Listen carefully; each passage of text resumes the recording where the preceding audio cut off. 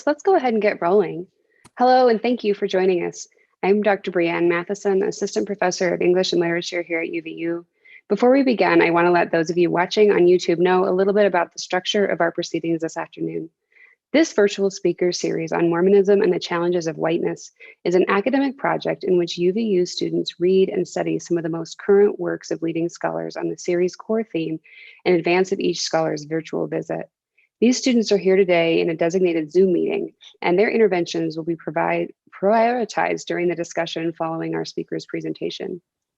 My colleagues and I will be moderating this discussion and monitoring the event's YouTube live feed for any questions that those of you watching might have. You can type them into the chat window besides the video, and they may be asked on your behalf. We promise to do our best to include as many of these questions as possible, but because this series is designed as an engaged learning activity for our students, all of whom applied to the program and were selected by the organizing committee, and because we intend our conversation to surround the scholarly materials under consideration, we may not get to all remarks. Please know, however, that we are very grateful for your attendance and participation, and we are excited to have you at this event, hosted by UVU's Center for the Study of Ethics and co-sponsored by the Department of English and Literature.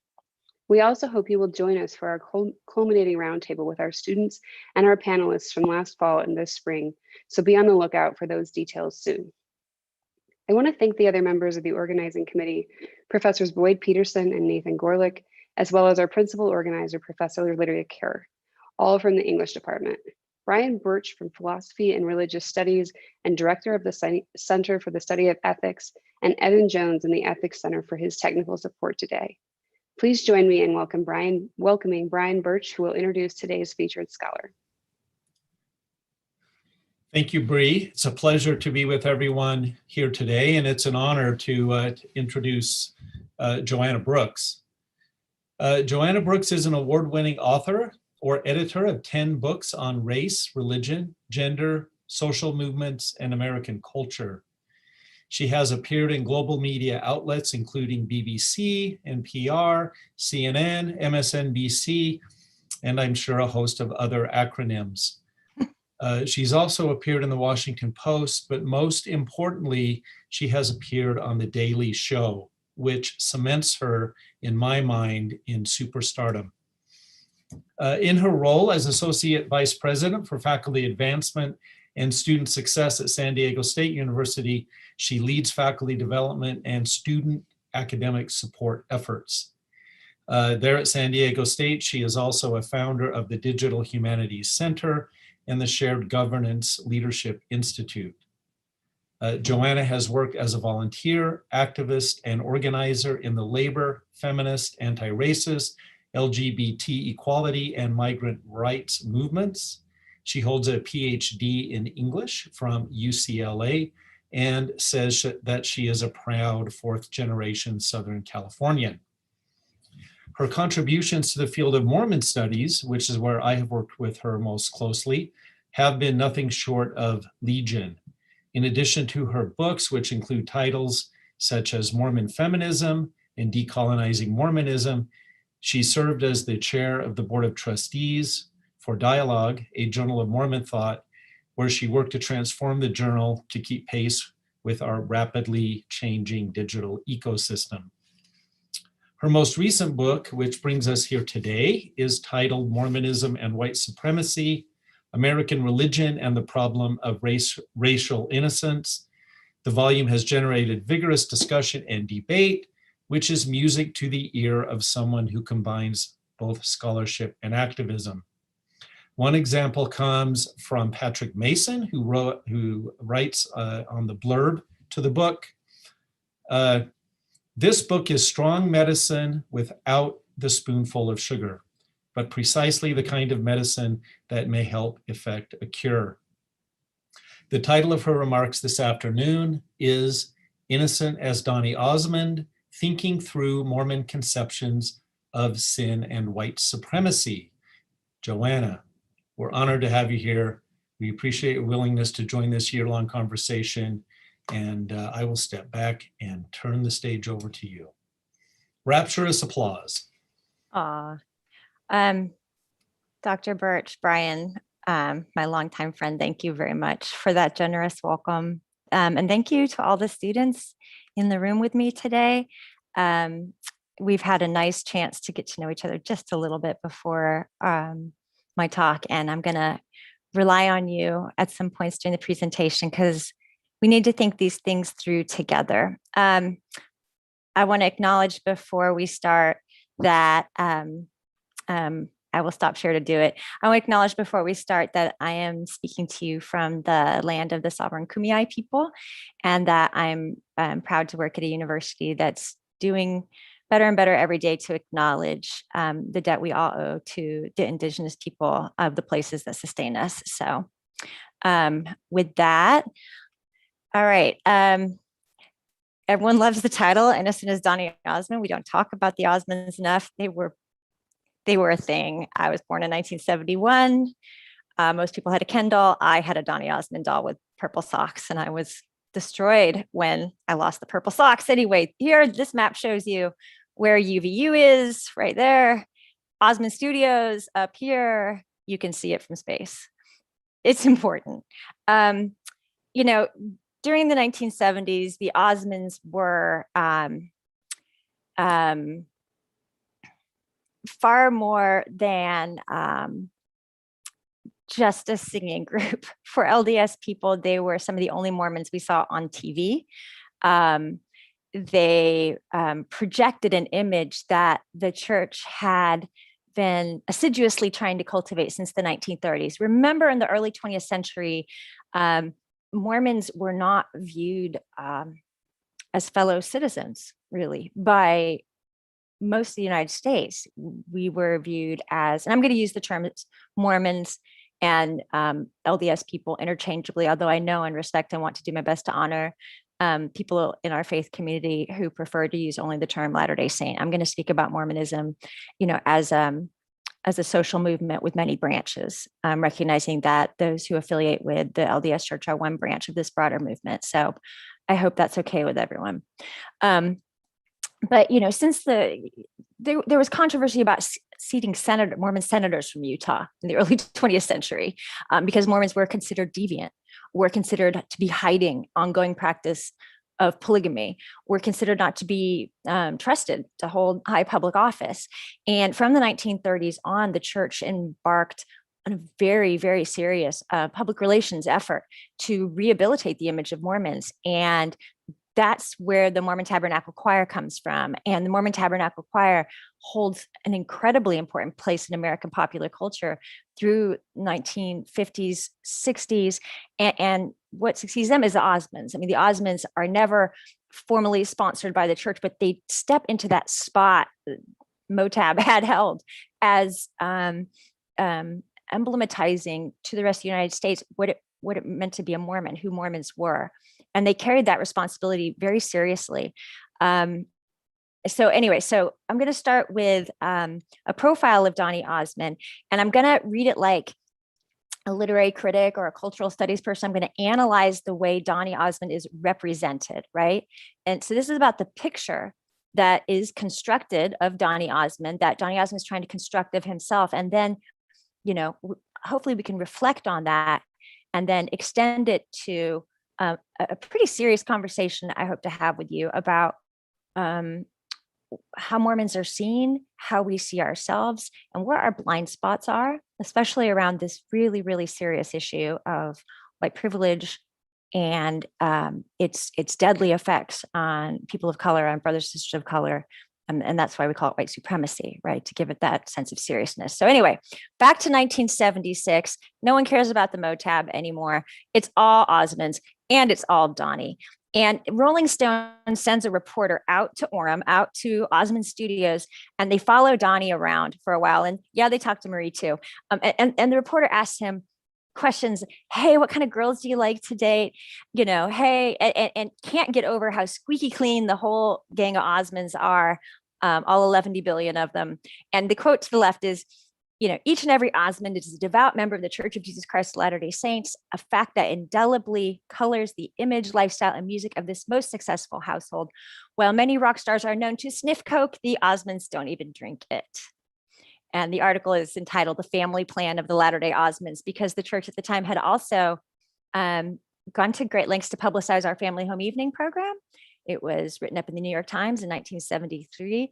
There were television ads called Homefront that depicted cohesive, happy families as sort of, something was important to Mormons. So, Rolling Stone, that's how they depicted Donny Osmond. If you look at this picture of him over it, right, he's got a tool belt. He's showing up to clean things up. I think that's like it's either a vacuum or a broom in his hand. And he's all smiley. And there's an effort here to construct him, as you'll see, especially when we set him in the context of other Rolling Stones covers from that time, as clean, well-scrubbed, innocent. Note here, it's important when we read these texts to see what is said as well as what is unsaid, right? So Rolling Stone, rock and roll, edgy, asking the hard questions. They ask Donny Osmond what kind of girls he likes. They don't ask him at all about the fact that the church still in 1976 would not admit people of Black African descent to the priesthood or to the temples. So that's off the table. They're just not going to talk about that, which is really interesting for a magazine that claims to be edgy and progressive. Okay. Moving on, next slide. So these are the other covers, right, in the 1970s. And so class, I'm going to ask you to be good cultural critics. What do you see in the way the other cover images for Rolling Stone are constructed? So Brett, Aaron, Nathan, feel free to unmute and pop in and tell me, what do you see in all of these? And maybe it's even stronger if we put Donny up with all these guys. So what stands out to you? Nathan, what do you see? Donny is not showing skin. Okay, Donny is clothed. Very good. He's the only one. What else do you see? Others? Brett, Aaron, Eric? He's the only one smiling. He's the only one smiling. Excellent. Very good. Okay. Tattoos. Absolutely no tattoos. Yep. And look at David Bowie. Bowie's got what?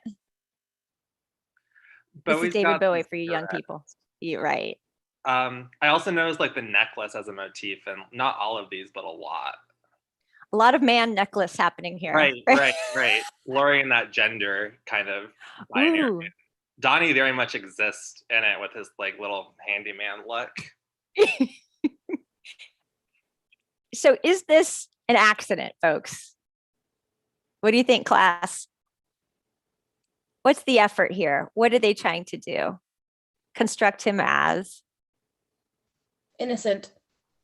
Yeah, I know the title of the talk gave it away. That's an easy one, but right. I mean, the dress, the look, the presentation to the camera, that's the image the world wanted. That's the slot the Osmonds fit into. Now we might ask, how interesting. Why do you think it is that a progressive magazine wouldn't ask questions, that was willing to push the edge and put like half naked people wearing necklaces and smoking cigarettes on the cover, wasn't willing to ask some hard political questions of the Osmonds? Why is that? We might also ask, if we were going to spend all of our time together, which we're not, how many covers in 1976 featured Black artists and versus white artists? And what does that mean, especially in the context of the, frankly, Black origins of American rock and roll, right? But those are not the questions we're going to ask today. Instead, I want to sort of pressure and look at this way that the Osmonds were constructed as innocent and what innocent actually means. To complicate things, I'm going to share with you, and forgive me while I toggle to another window. I'm going to share with you footage of Donny and Marie just a couple of years later on the Barbara Walters show. And Barbara Walters is a television journalist. And let me full screen this, and away we go. Can everyone hear the sound okay? Can everyone hear the sound okay? Can someone pop in and tell me? I wasn't hearing any sound. Okay, let's see.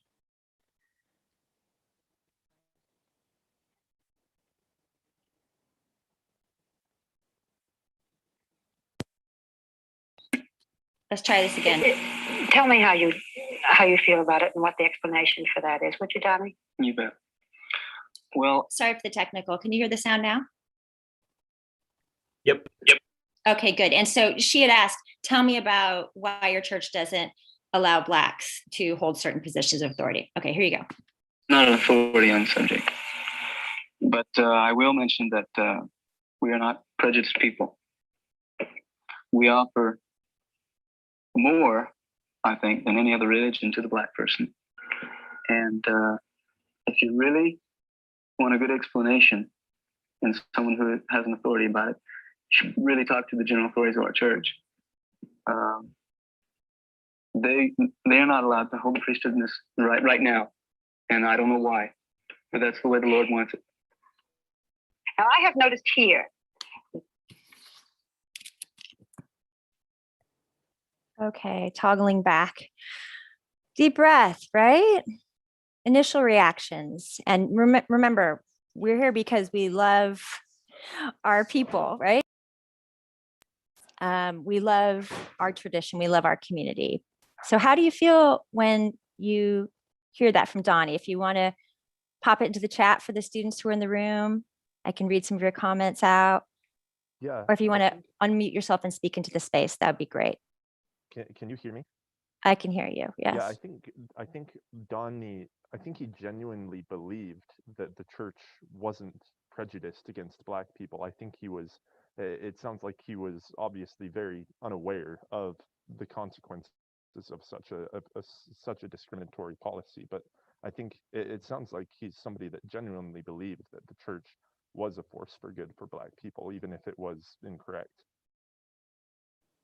Yeah, I mean, he's certainly genuine. Eric, let's push a little deeper though. When you were watching that, what feelings did you have? Like, how did you feel watching Donny say those things?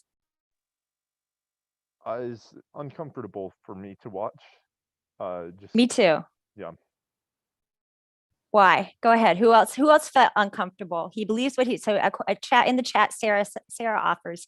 He believes what he's saying, but it sounds like a practiced answer. Absolutely practiced. Isn't that interesting? Why practiced?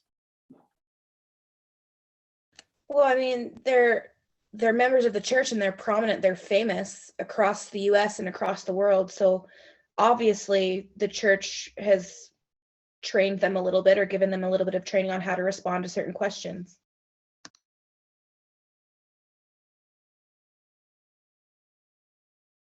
Can you hang on a second?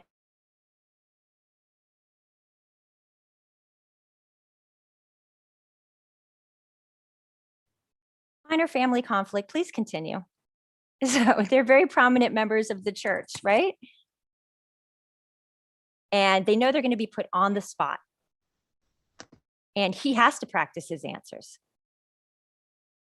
Why?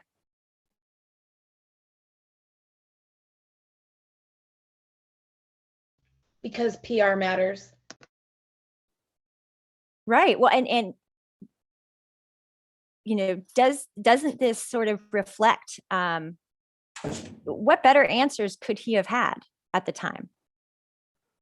Now, you all probably grew up, those of you who are in the room with me grew up in a time after the ban ended. What kind of answers did you hear growing up to why it had ever existed? You want to pop it in the chat, I'll represent it out for you. I mean, were there any good answers he could have given? There was one that I got a lot, where my older brother, who served a mission in Virginia, would say, well, they just weren't ready.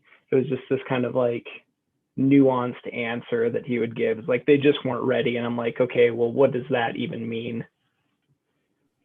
Right. They just weren't ready, meaning African-American people weren't ready. Okay, I heard that too. Anyone else have other things they heard growing up? Yeah, I think one of the most common answers given is that I mean, they would say that God wanted them to conform with the prevailing American values of the time, meaning the 1800s. They wanted them to fit into America so that the church could better grow. The obvious flaw in that argument is that it doesn't explain why the church was so late in conforming to the more egalitarian values that happened in the 20th century. Good. Okay. So, some of us have heard the rationale that God wanted the church to sort of fit in with its racist times, right? And it wasn't their fault. They were just being told to fit in. In the chat, Sarah offers, I was told the exact same thing that Donny said. We don't know why God wanted it this way, but we need to trust the plan. Okay. Other things that you might have heard, and how have any of us been able to represent this in the public, represent a rationale for a very damaging racist policy that our church held? Donny was in a very difficult position, and to maintain his innocence, like someone said, PR matters. And so he had to come up with an answer. His handlers had to help him come up with an answer that would help him preserve what appeared to be innocence. But for us, it opens an opportunity because it's so cringy. And it's hard also not to hear it as cruel a little bit, right? Did anyone get that? Just a sense of an unknowing cruelness. He didn't mean to be cruel. He didn't know any better, perhaps. This is just what he was taught. It was what he was told. But, think about the rationale that a member of the class offered, that one of their, relatives had given out as a missionary, right? They weren't ready yet. Like Black people, othering Black people. There's a cruelty there in some of the stories we were taught that belies the innocent image, and should give us pause when we think about, is it possible to be innocent and cruel at the same time? Just sit with that for a minute. Is it possible to be innocent and cruel at the same time? Or what does it mean to be innocent? All right, put that on pause. I'm going to talk for a few minutes. I'm going to give you some scholarly content, going to give you some definitions from social science, from the world I work in, ethnic studies. White supremacy. What do I mean when I say white supremacy? How dare I connect Donny Osmond, who we love, to white supremacy? Well, white supremacy, remember, it's not a character flaw. White supremacy is not just something's wrong with you individually.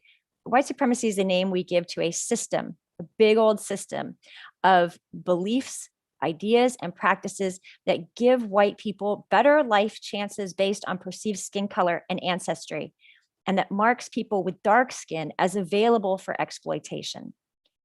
So let that sink in for a second. And it's in the book. So hopefully it's not the first time you've encountered this definition. I offer a quote from a geographer named Ruth Wilson Gilmore, that this is a rephrasing of her work, but this reflects the consensus view among those who study race in the US now, that white supremacy is a system. So when we talk about it, we're talking about a system that you're born into and you learn the rules for before you're even aware of it. And it impacts white people. It gives white people like me better opportunities that I didn't earn just because of where I was born and how my skin looks, and who people think I am, and gives people I love, friends and who happen to be Black, a rougher time of it, just because since the 17th century, the 16th century, people who look what we call Black now, which that term is not forever, that term was invented over time. But people who look to be of Black African descent have historically been understood to be available for exploitation. I mean, what makes it okay when a police officer pulls over a Black man like George Floyd to kill him, to take his life? Why does this happen serially? It's because white supremacy has built a system that privileges white testimonies, white safety over the lives of Black people, right? And we see evidence of how white supremacy conveys unearned advantages. That's how I like to think of it. Like I got unearned advantages. I did nothing to earn some of the benefits I grew up with that others did not grow up with. White supremacy conveys unearned advantages to white people by means that are structurally connected to the disadvantaging of Black people. So it's not an accident that some people get it better and some people get it worse. Like race is the way a very complicated modern society dishes out opportunity.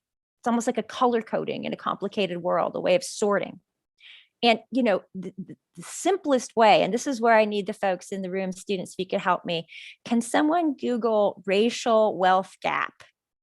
And I want you to find the stats on that. And I want someone else to Google maternal mortality rates for African-American women. And someone else just Google Black versus white life expectancy. And when you come up with some figures, is someone on it? Let me see. Who's on wealth gap? Who can step forward? Aaron, can you do that one? Who's got it? I can do the wealth gap. Awesome. Okay. Who will do life expectancy? Sarah, can you Google life expectancy, Black versus white? Yep. And then maternal mortality. I've got that one. Awesome. Okay. So once you come up with some stats, either speak them into the space or pop them into the chat. So just think about it. This is just pure statistics. If you're born white, you're far more likely to have family wealth. And that doesn't mean you're wealthy. It means that your family has savings accounts, that they have equity built up in houses, right? That when somebody dies, you're going to inherit something, even if it's just a little something. You're far more likely. Okay. Life expectancy. Sarah just popped into the chat. White, 80, Black, 79. Okay. That's pretty high for Black folks. I'm surprised. But anyway, we'll take it. I won't, not questioning your Googling, Sarah, but still, why should there be a statistically significant difference in my life expectancy just because I'm born white and you're born Black? What does that mean? If we know that race is not biological, it's not rooted in your genes, how do we interpret that stat then? Sarah, what does that mean in terms of a white supremacy system framework? I mean, it's definitely not genes. It's probably more access to healthcare, right, and money to pay for the healthcare, exactly, education, healthy food, healthy living. That's right. A lot of factors tie into it. Resources. Excellent. Okay, Nathan, share with us what you learned. You can just read that stat because the folks on YouTube can't see it. Yeah. So from an AGMC report in 2020, the estimated national maternal mortality rate of the United States is about 17 per 100,000 on average for everyone. But for live births for Black women specifically, it's about 43 per 100,000. Okay, so just because I'm Black, I am almost 3 times more likely to die if I give birth than if I were a white person. Just because that's the only differentiator is this fiction called race, but it's a substantial and very deadly difference. Again, Nathan, think like Sarah did. How do we explain that? If race is not genetic, because the scientists tell us it's not. Right. I would give a very similar explanation to the one that Sarah did, that it's about access to healthcare, either through like the systematic like quality of care that's administered by choice by medical professionals to Black women giving birth, right? And also just financial access to healthcare. Excellent. And someone also popped into the chat from the UVU Ethics Center. This also plays into maternal health wealth, but wealth also plays into maternal health, their access to resources, but there is some effect on life expectancy from medical professionals' biases. That's right. Black women have a tendency to be treated very poorly in childbirth and in pain management. Absolutely correct. That's been shown in the peer-reviewed research to be a major factor in maternal mortality rates. Again, disproportionate for Black women. And it's about the way the system sets up birth and sets up access and sets up life chances. And somehow white people are doing better under this system than Black people, even in this sacred to Mormons act of having children. Okay. And then finally, the wealth gap. Eric, you found us some numbers on like the average household wealth, correct? Yes. So what is the average household wealth? Not income, but wealth. For white families, it was almost $1 million for Hispanic or for non-white, non-black, non-Hispanic, it was about $650,000. For Hispanic, it was about $190,000, and for black families, it was about $175,000. Right. Compared to the $1 million for white families. Right. So it's about 10 to 1. So just know that what that means is that, like, if my car breaks down or if my kid falls off of a swing set, I'm going to know I have a little cushion in the bank that I'm not going to have to freak out that the world won't end, right? Because, if someone, heaven forbid, goes to jail, I'm going to have resources to bail them out, because there's still money bail in the US, one of very few countries in the world that still has it. If you're an African-American family, you don't have that same wealth cushion, and the shocks and burdens of life that just happen come much harder to you all the time, no matter if you make an equitable income. Does that make sense? The difference between income and wealth, right? So none of this is an accident. That's a very statistically significant difference, 1 million to 175,000, in terms of the wealth gap. And so you understand these are systems at work. So this is not about anyone being a bad person. This is about massive systems that give some of us unearned advantages. Class, thank you so much for helping me find all those stats. I appreciate it. Okay, so what keeps this big old system that passes out these life chances going? A lot of things: television, pop culture, education, books, movies, but also religion. And from the 18th century in the United States, Christianity has been a segregated business.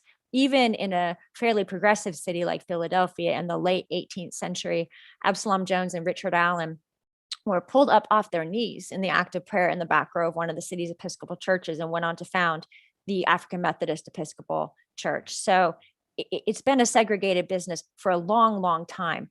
And there's ample historical evidence of how white Americans have used religion, used Christianity, used the name of Jesus to defend slavery, to defend segregation, and to defend other explicitly anti-Black practices. And this is harmful for many reasons, but one of them is that white American Christianity, as the sort of dominant religion of the state, impacts how the country, how our legal systems, our police systems, our schools come to conceive of what it means to be a good person, what is right and wrong. And if you look at the history of how we've defined morality, and I'm going to speak broadly of kind of white Protestant American Christianity, what does it mean to be moral or be good, right? Think about it. Why is Donny Osmond why does he fit the bill for innocent? Is because white American Christianity has featured a concept of morality that centers around monogamy, sexual monogamy, marriage and family, heteronormativity, going to church and being good, right? Not saying bad words, paying your tithes and offerings, and often to the exclusion of other considerations. Why is that? It's hard to go and sit in church and say, hey, did you make your living exploiting Black people? Oh, so did I. Are we bad? No, we're good. We're not sleeping with anyone else. We're behaving in the ways we're told to behave. It's much harder to take responsibility on Sunday sitting in a pew for these vast systems that most of us wittingly or unwittingly participate in. So we've grown in white American Christianity this very narrow definition of morality. And finally, white Christianity has done this thing where our cultural traditions, rituals, and symbols, including copious use of the color white, assure us that we are good and moral, sometimes regardless of how we treat other people. And I want you to think about, what we get when we go to church. When we go to church in the Mormon context or in a Protestant context, you're going to go to a beautiful space. It's going to be peaceful and quiet. You're going to be nourished and told that you're loved and you're good, and nothing is going to be said in that space. In most white Christian churches, that's too upsetting, right? Church is a space for politeness and for not getting into heated arguments with other people, lest the spirit leaves. Not everybody does Christianity this way. There are spaces in which Christianity can be far more emotive, far more combative, far more performative.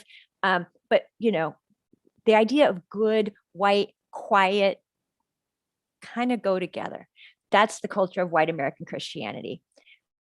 Another dimension to think about is that what happens in our segregated white American churches is that, when we have churches that feel good about being mostly white, this allows white people in the pews to associate with one another, to build relationships, and to accrue social capital, right? So, so-and-so, they're a good white Christian church-going person, give their kid a job, let their kid marry your kid, and then they're going to move into a nice gated community, and they're going to build a really big moat around their family wealth. And that you can build these relationships of value and accrue social capital in these church spaces without being held accountable for these big systems that are giving you and your family a leg up, without being held accountable for recognizing, naming, addressing, or redressing segregation and exclusion. Somehow all of that has stayed outside of the regular course of study of white American Christianity for a very, very long time. It's just not factored into how we pass out gold stars. Has anyone ever asked, did you make your money in a way, did you make a living in a way that did not exploit Black people? Can you imagine how that would shift our conversation around morality? Okay, and this influences the way we do justice in the United States. Major US Supreme Court decisions, because think about it, laws are made by people, judicial rulings are made by people, many of whom have learned to think about morality in the context of white American Christianity.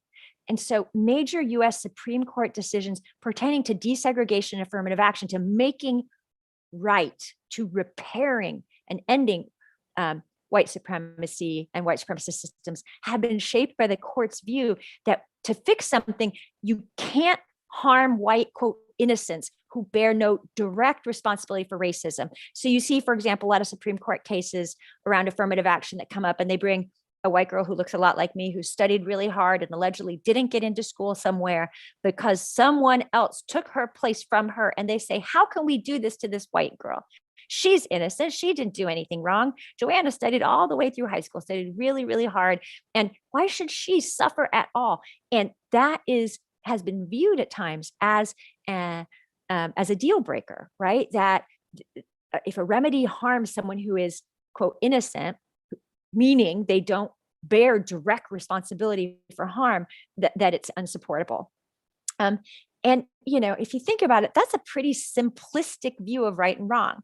I mean, so again, class, think with me, all of us who grew up LDS, all of us who went to seminary and studied, if we think about sin, there's at least two levels of thinking about sin, right? There's the matter of individual wrongdoing and responsibility. What I did. You put your who took the cookie from the cookie jar? Who said the bad word? Who stole the $10 bill off the counter? And then there's that deeper notion of sin that we as LDS people know exists, right? That sin is the condition of mortality. It is this sphere in which we just hurt each other, that we've been in ever since we left the garden, and that it's a big mess, and that what sorts it out is an atonement and an infinite kind of redemption brokered by Jesus, right? It's only that first very simple notion of sin that makes it into the way most of us talk about right and wrong every day. How often when we're calculating right and wrong do we just think about it as a shared human condition? We are all in the midst of tremendous wrong. And how do we do better collectively? Do we think about sin that way on Sunday? Do we think about right and wrong and justice that way in the space of American jurisprudence, in the law? Legal scholar Thomas Ross asked, what white person is, quote, innocent if innocence is defined as the absence of advantage at the expense of others? It's a lot to take in. Who is innocent if innocence is defined as the absence of advantage at the expense of others? And African-American thinkers have seen this. They've seen this. They've seen this long ago. This quote from James Baldwin, genius James Baldwin, talking about white people, writing a letter to his nephew. White people, they have destroyed and are destroying hundreds of thousands of lives and do not know it and do not want to know it. One can be, indeed, one must strive to become tough and philosophical concerning destruction and death. For this is what most of mankind has been best at since we have heard of war. Remember, I said most of mankind, but it is not permissible that the authors of devastation should also be innocent. It is the innocence which constitutes the crime. You, his nephew, must accept them, white people, and accept them with love, for these innocent people have no other hope. They are, in effect, still trapped in a history which they do not understand, and until they understand it, they cannot be released from it. Donny Osmond, I don't know why, but this is how it is. With the whole world pressuring him to emblematize very shallow kind of innocence. So, bringing it all together, what if redemption from sin in its complex sense requires of each of us a moral accounting, both of our conscious acts of harm and injustice, and of all the ways we have participated in and benefited from the entire system of harm and injustice that has meant death and suffering to others? What would it look like if white American Christianity took this view, took this approach to right and wrong, dug deeper into its theological past? Not this simplistic notion of sin. You did X. You robbed a bank. Yeah, don't rob a bank. That's sin. A sin. But sin is the condition of life. That means some people get resources and some people don't. What if white American Christianity centered around that far more complex notion of morality? Maybe an easier ask is, if you could rewrite what Donny Osmond said to Barbara Walters in 1978, what would you have him say? All right, folks in the room, folks in class, this is your chance. I'm going to give everyone a couple minutes. And if you want to, pop it in the chat. If you could rewrite what Donny Osmond said in 1978 to Barbara Walters, what would you have him say?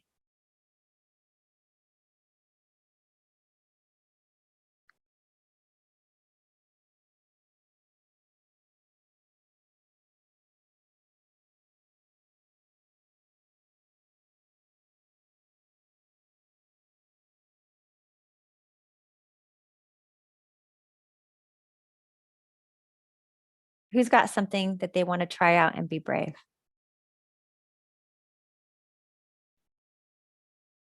What could Donny have said differently in 1978? Because it relates to what we can say now, right?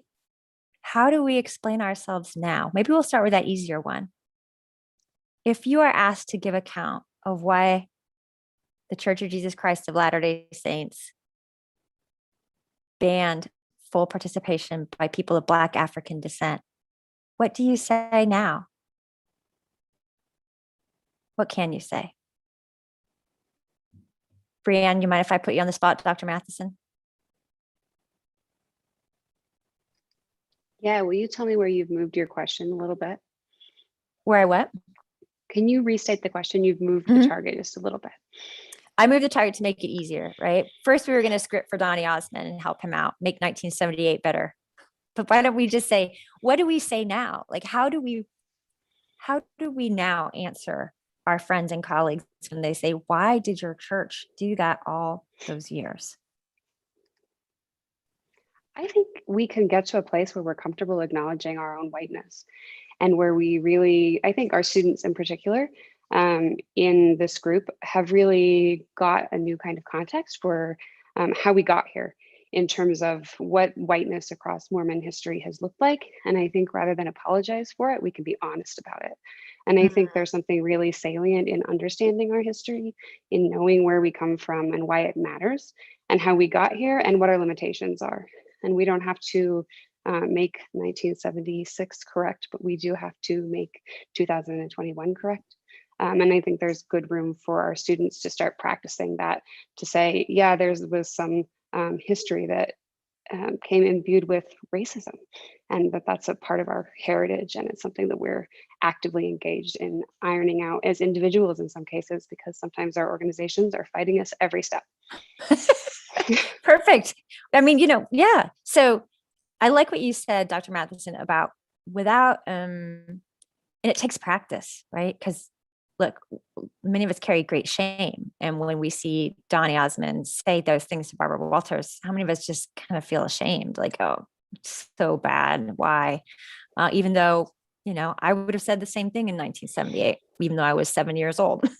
But, so I like what you said about not having to apologize, being direct, just saying, yeah, we were wrong. I think too, it can be helpful to think about all kinds of structural racism that we participate in, maybe outside of our churches, especially where we have these deep loyalties to our churches, right? And there can be a movement to say, well, if it's racist, you should leave it. Well, if it's racist, I'm going to have to leave the whole planet, right? Exactly. There's no organization that I participate in that doesn't suffer from deep, troubled structural racism. Right. And it's not just the LDS Church or just UVU or just any particular organization, but this is something you're going to encounter in any structure you engage in. And so it doesn't have to be so threatening that it also happens to exist inside our religious cultures, even though it's particularly salient there. This is not just something that our churches are responsible for. Exactly. Thank you for bringing that. That's such an important point, right? Because false innocence is not a Mormon problem. It's an American problem, truly. It's a white people's problem around the world. The history of our country. At what point do all of us wake up and say, oh my goodness, it's not exactly what I thought, what I was taught that it was. Gee, looked at it through fuller understanding. That's a problem. That's deadly. Right. And so there's no need to carry extraordinary shame just for being an LDS person or just being a Mormon person. We're part, again, this is the notion of sin, of a shared condition of huge misunderstanding with deadly effects. So students, how many of you in the room feel that you're in spaces where it's okay to say, you can pop into the chat if you don't want to speak out. Is it okay to say we were wrong in 2021? In simple terms, is it okay to say we were wrong?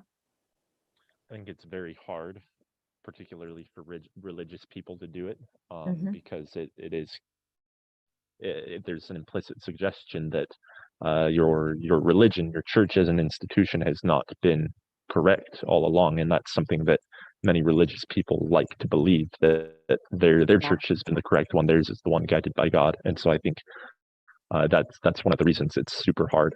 And that's one of the reasons why the church and members of the church, they tend to double down on their past incorrect beliefs rather than critically think about them. Yeah, exactly. It's still very hard to say, oh, we were wrong. Well, that's why it happened, is because we were wrong. And God teaches us through all the ways that we're wrong.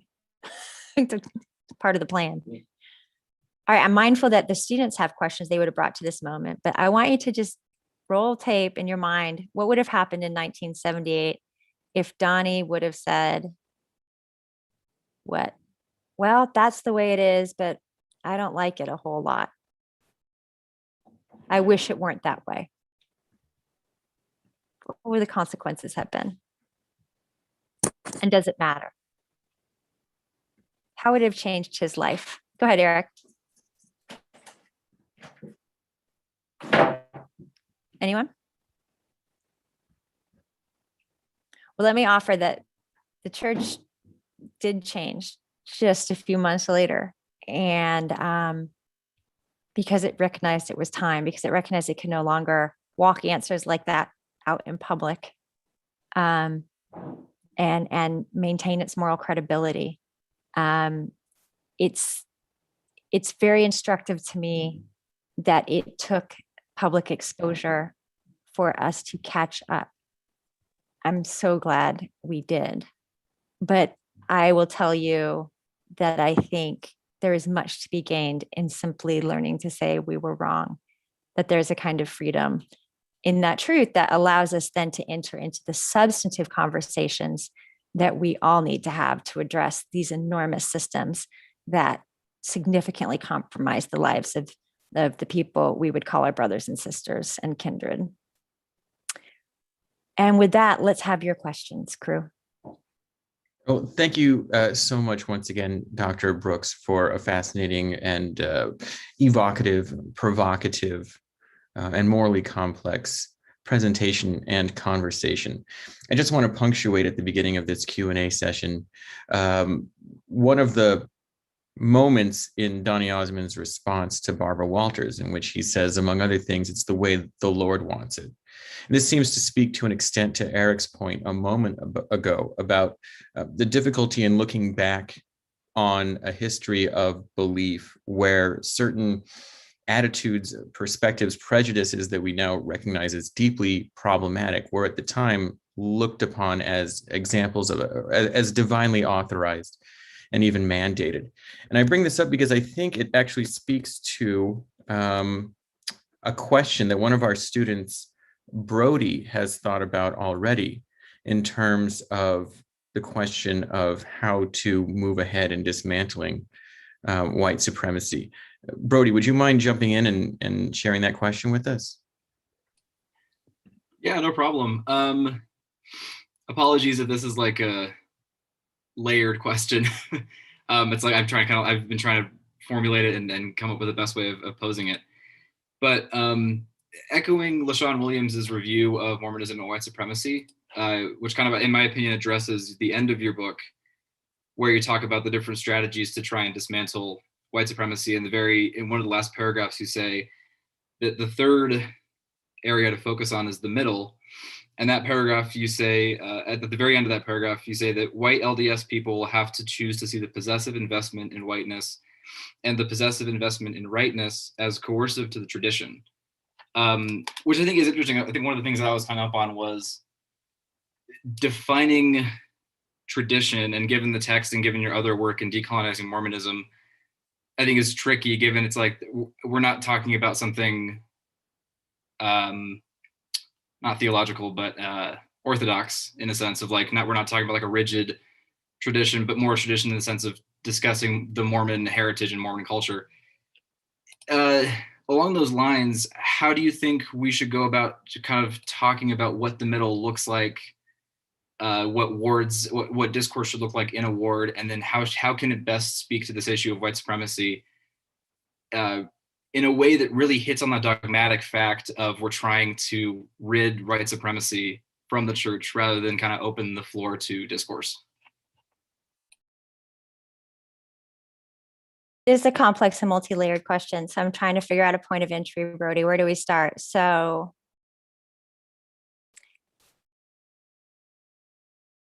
my role is as a scholar and as one who studies and observes.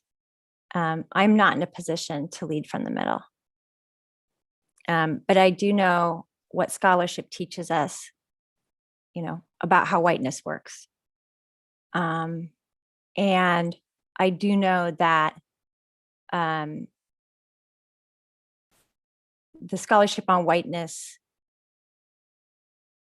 documents that white people must take responsibility for themselves and their own role in these systems, that the work can't be done by people of color exclusively, A, and B, the mess was not primarily created by people of color.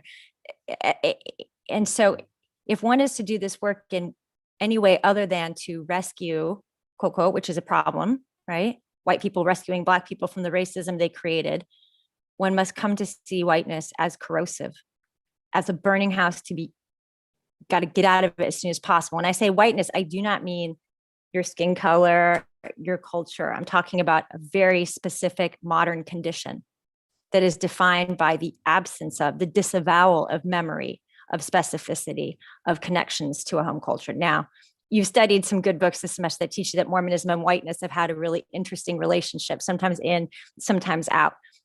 I'd say these days, very few of us ever worry about getting pulled over, unless you're a fundamentalist, will ever be pulled over for driving while Mormon. Very few of us will ever be denied a mortgage because we're white and Mormon. So, you know, I respect the work done on the tenuous quality of Mormon whiteness in history. When it came to the 20th century, we cast our lot and wanted to get into the white supremacist majority as quickly as possible. And we have done nothing.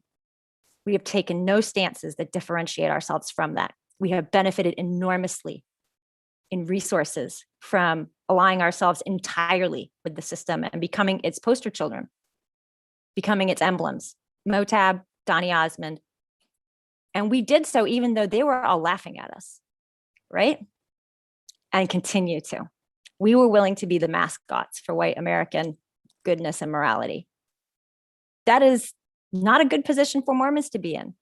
I would love to hold my head high and say, I'm a white Mormon, and because I care, I am doing my work and I'm doing it as rigorously as possible. And will I make mistakes? Absolutely. But it has to start with white Mormons taking responsibility for ourselves, in my view, because that's where I stand. That's the work that's in front of me to do. Now, how does that break into a ward? I mean, it's happening very slowly. You know, the hardest thing to get over is our Mormon desire to help and serve. Because how that usually looks is we're gonna go over and clean your yard. Rarely do we ask the question, why do you live in this neighborhood, a town, and how did my church get rich from housing segregation? And that story is there to be told. And that's the harder story. So we have, white Mormon people are raised to love and to serve. It's going to take some critical consciousness for us to do so in a way that doesn't reinscribe the very systems that put other people in the position where they have to be served. Does that help? Yeah, and I guess, like, I don't want to take up too much more time, but to very briefly kind of dilute what I think the main point of my question was going to be. But it's to make use of the Laman and Lemuel situation in First Nephi when an angel shows up, but then they continue kind of behaving the same way. I think using that as an anecdote, my concern is on the theoretical side of things, addressing this issue of the ward level. When presented with the history, being kind of cynical, it's like there's the very real possibility of Mormons, of white Mormons, seeing that history and still behaving the same way and being like, well, that is a thing. And like proverbially having an angel show up and be like, see, the history is horrible and we should fix this. But then being like, okay, I'm still going to keep doing what I'm going to do. And how should we tackle that issue, I think, is my question. Yeah, no, that's as we say in academia, that's beyond the scope of my project. That's not the work that's in front of me to do. I think there's a lot, that's not the work that's in front of me to do. And it needs to be done. Well, thank you very much for that response, Dr. Brooks. And on that note, I'm hoping that Sarah will jump in with a question that she has prepared precisely on, I think, the productive limits, but the limits, nevertheless, of academic inquiry and rigorous scholarship. Sarah, if you would.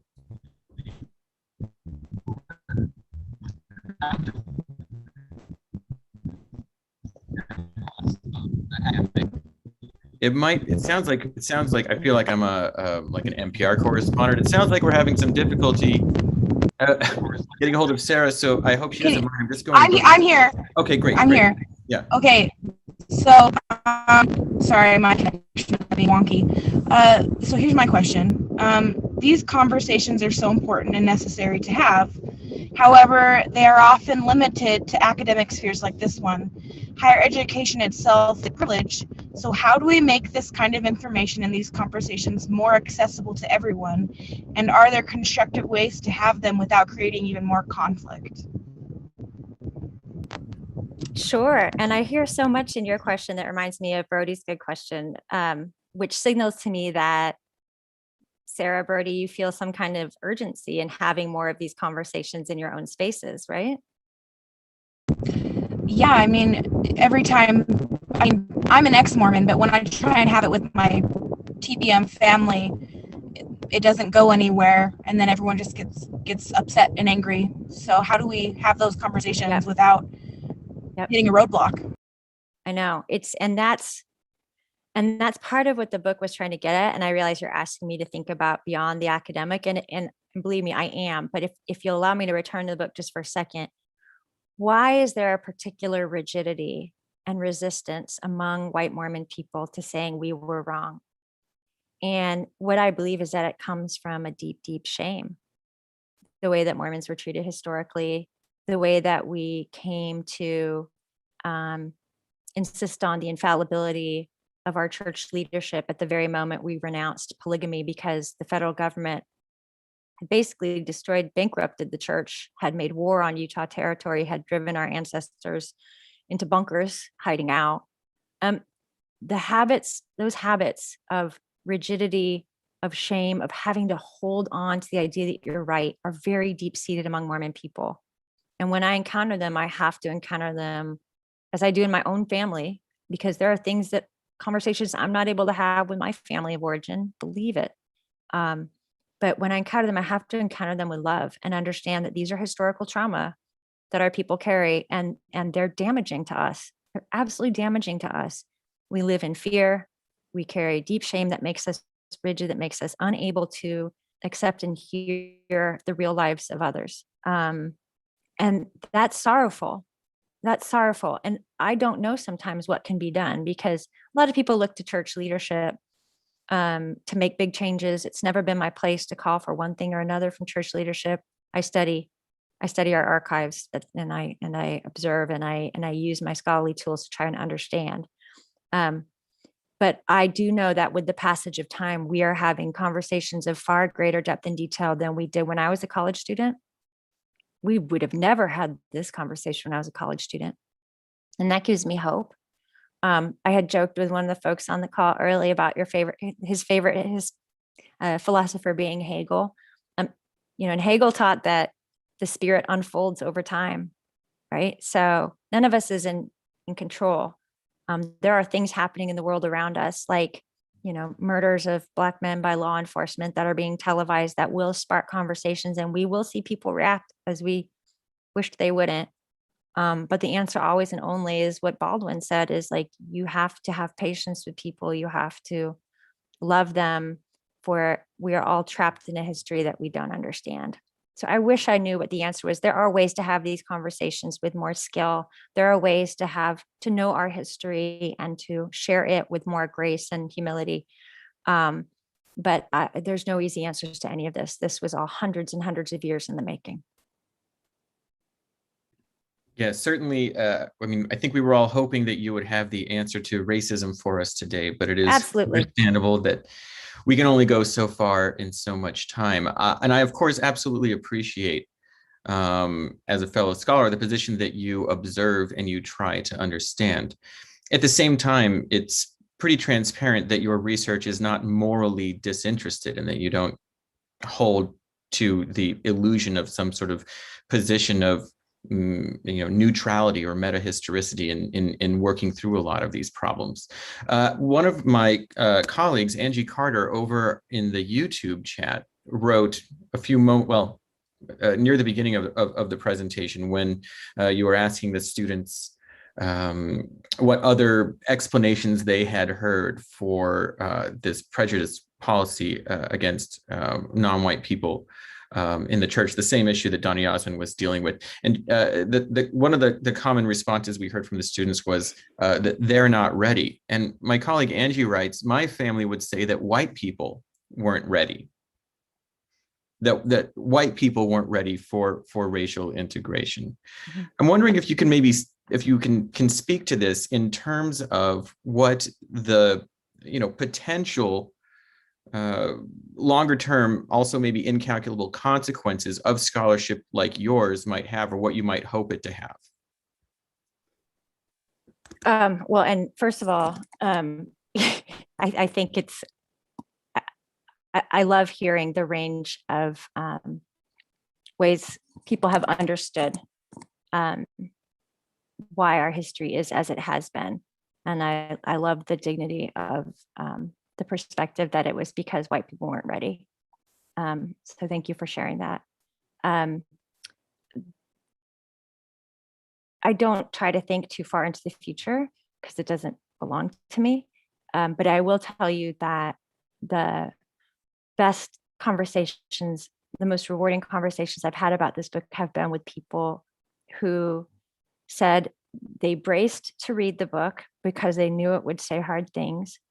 But when they got done, they didn't feel what they expected to feel, which was devastation.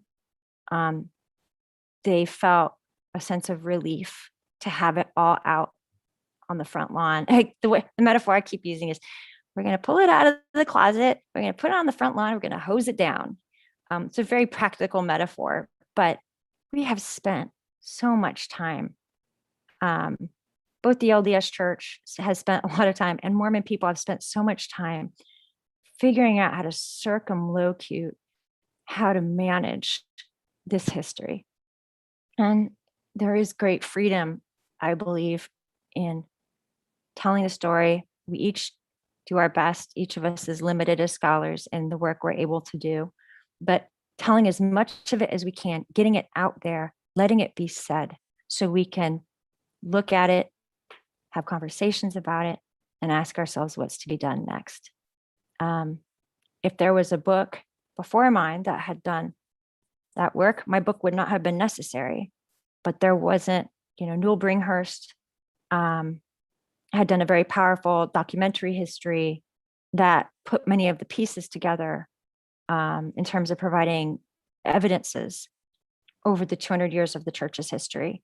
But in terms of analysis, that work had not been done in such a form. So if my book can serve as a starting place for a stronger, not a starting place, because there are many people who have done this work before me, but as a spur to a more precise, more clinical, less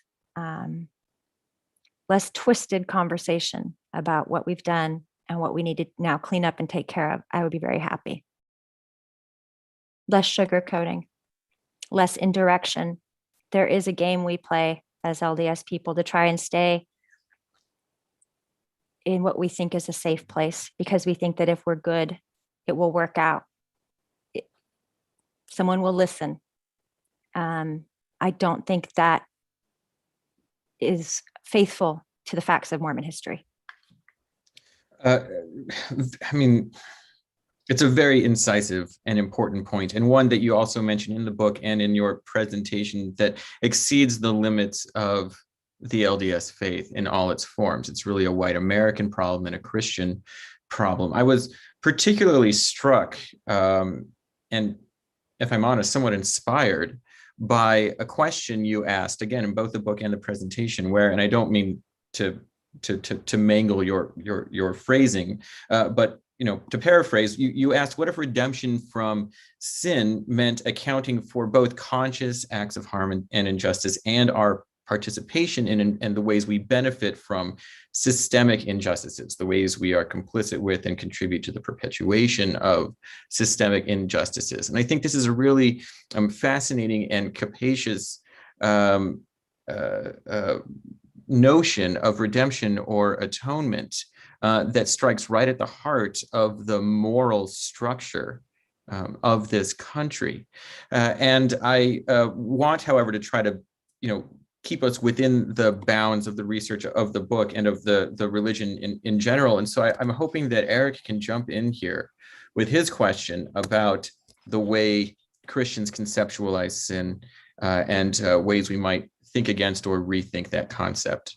And forgive me for moving a second. I got to plug in, but go ahead, Eric. Okay, sorry. And forgive me, I'm Nathan. I'm going to actually commandeer this question and ask a different question because, I'm going to, like Joanna Brooks, I'm going to express a mild disagreement that I have with the material in your book.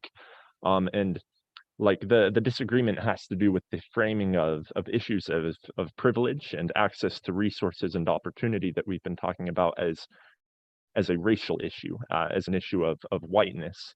I think if you define privilege as we've been talking about, for example, access to wealth, access to economic or educational or healthcare opportunities, then I think there are Black people that are privileged, there are white people that are privileged, and there there are certainly more white people that are privileged than black people as a percentage, but I think that's caused due to discrimination in the past that have set people up in certain positions of privilege or not, with differences based on race. But I think it would greatly simplify the issue and make it a lot less polarizing, particularly for Christians and Mormons, if the issue were framed as like, for example, maybe the parable of the 5 talents, where if you're somebody to whom God has given 5 talents worth of privilege, you're expected to give 5 talents back to the world and to other underprivileged people. And if you're somebody that has been given 2 talents, you're still expected to produce, but you might not be. God doesn't expect you to maybe be as successful, but He does expect the people that are more successful to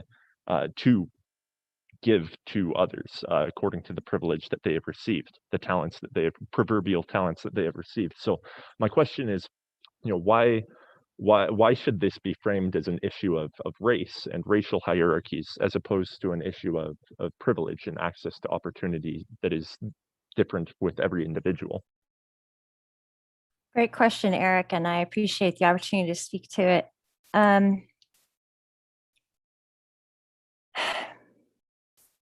This tradition of social science research that I'm coming out of traces back to the work of a sociologist named W.B. Du Bois.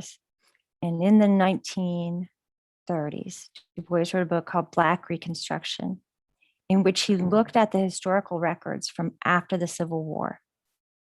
And he noted that something happened during the period of Reconstruction that established the systems of supremacy as we experience them today. And it was this, that poor whites, including many of my ancestors on my dad's side, poor whites who had nothing in common with slave owners, with people who owned the land, with people who owned vast wealth, were told very purposefully, very deviously by these white wealthy people that if they worked for this system as police, as formerly slave catchers, formerly slave drivers, now as police, as petty civic officials, if they did the dirty work of maintaining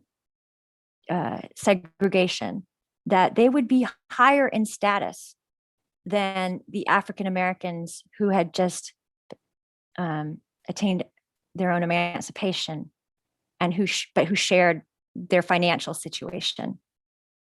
And Du Bois was rooting for poor whites like my ancestors to say, yeah, we don't buy it, white wealthy landowners. We don't buy it. We know you don't care a whit for us or our families. You never did. And now you just are coming to us to appeal to us that we share something in common that is made up. That's called whiteness. But they didn't resist. They bought it hook, line, and sinker.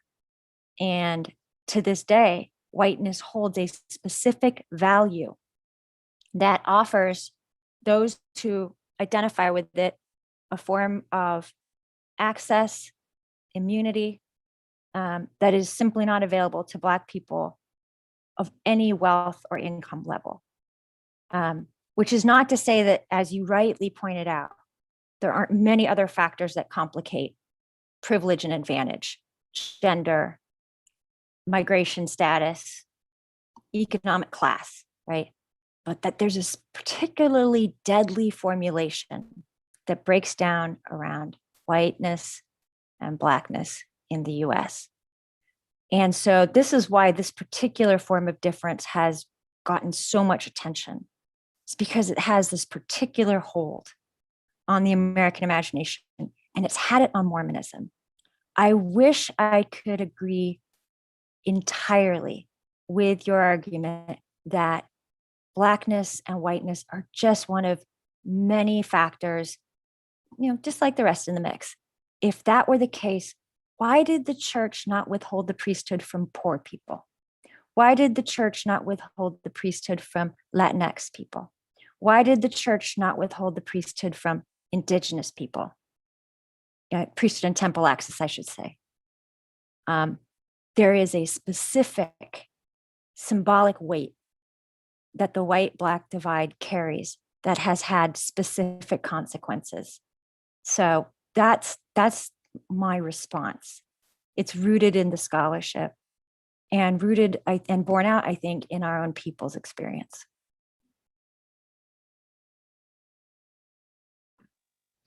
Thank you very much for what I think is a succinct and powerful summation of the essential historical relation between whiteness or white supremacy and anti-blackness in particular. And again, I think that your book strikes to the heart of this problem by way of the question of, well, religion as the scaffolding of a general morality.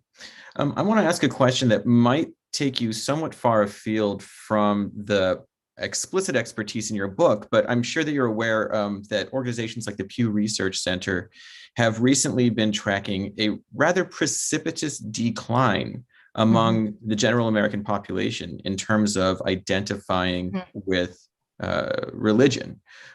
Certainly Christianity and Protestantism in particular remain parts of the identity of the majority of Americans, but the rates of attrition are pretty astounding and unprecedented.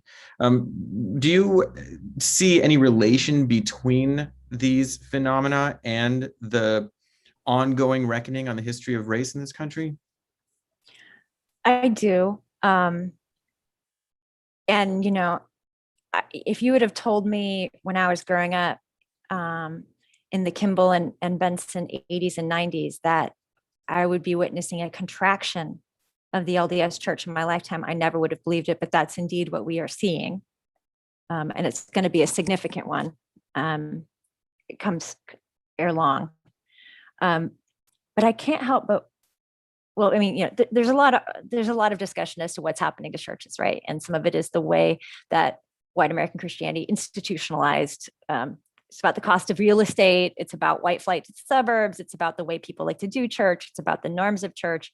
It's about why people once needed church and where they're now finding what they sought there. But I think it can't help retention that for so long, many churches, not just Mormonism, offered a very conventional notion of morality that was so constricted, that was so finite, that it had nothing to say.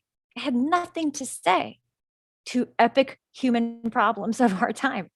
You know, that church was the place you went to escape the overarching questions of whether war is just, whether it's right to send young people to die. I'm thinking of the 1960s in Vietnam. Whether we were, you know, what is the morality of living on land that was not purchased, but taken in war and in acts of theft. The churches had nothing to say about this, not just Mormonism. White American Christianity had very little to say.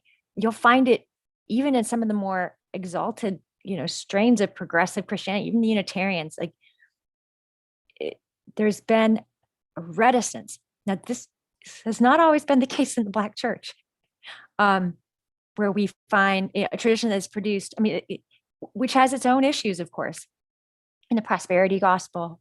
But we find, you know, Martin Luther King Jr. comes out of a tradition where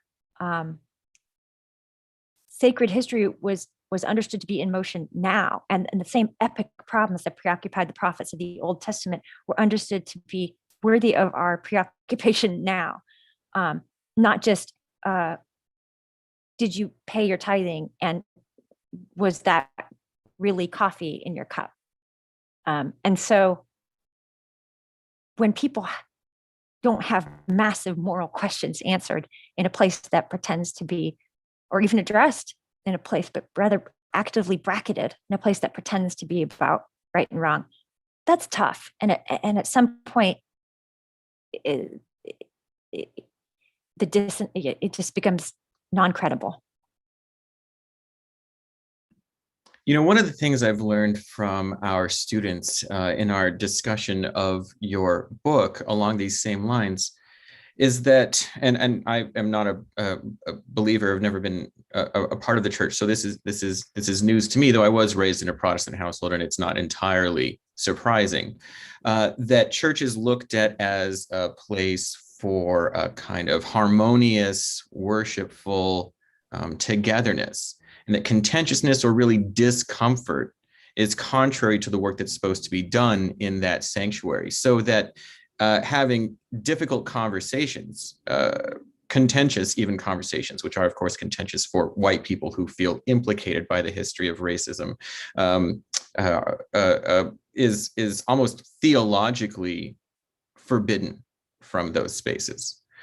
Several of our students, Eric and Sierra, formulated questions about what kinds of conversations can we hope to take place in those worshipful and sacred spaces in order to, either contend with or push beyond that discomfort, and to I don't know, evade or revise this notion that it is somehow contrary to God's will to have such difficult conversations.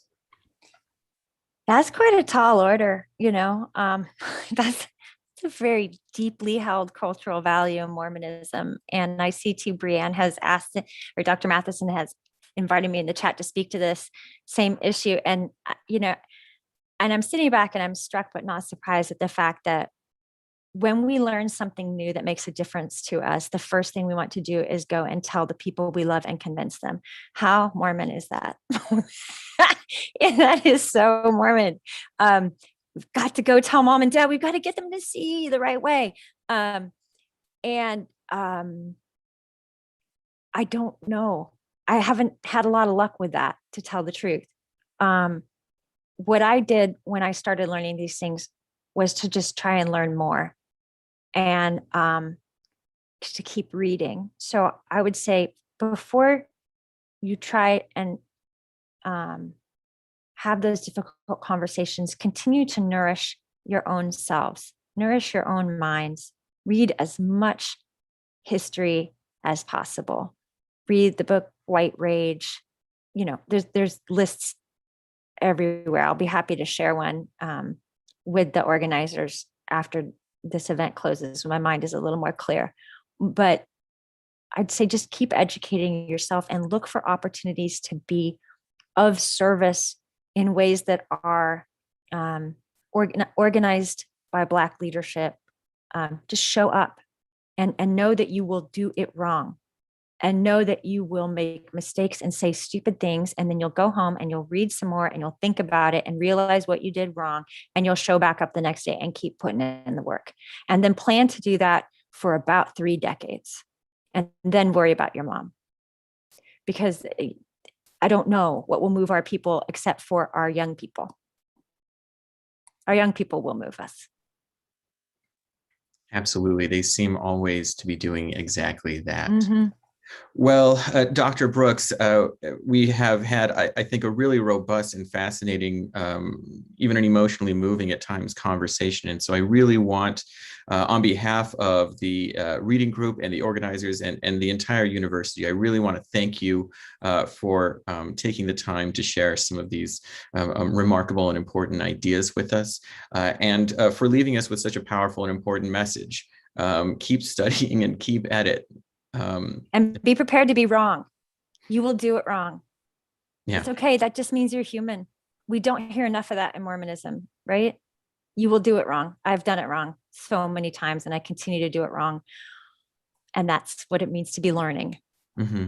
And to be constantly reflecting on one's own position and one's own ideas, and to really make this into a lifelong project, which which we share with the rest of humanity, right? Mm-hmm. Like, these are huge structures. Even if we lean on them really hard, all of us, for a year, they're not going to budge. There's a great saying that comes through, and I'll stop then. The Jewish tradition on my husband's side.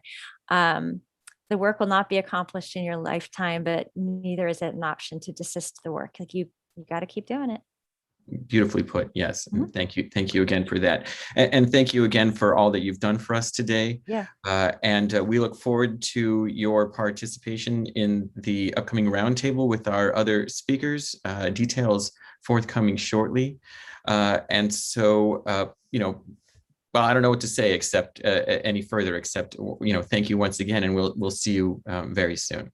Yeah, thank you, and happy Easter to everyone and their families, and happy Passover to those who celebrate it. Bye, everyone. Bye now. Okay.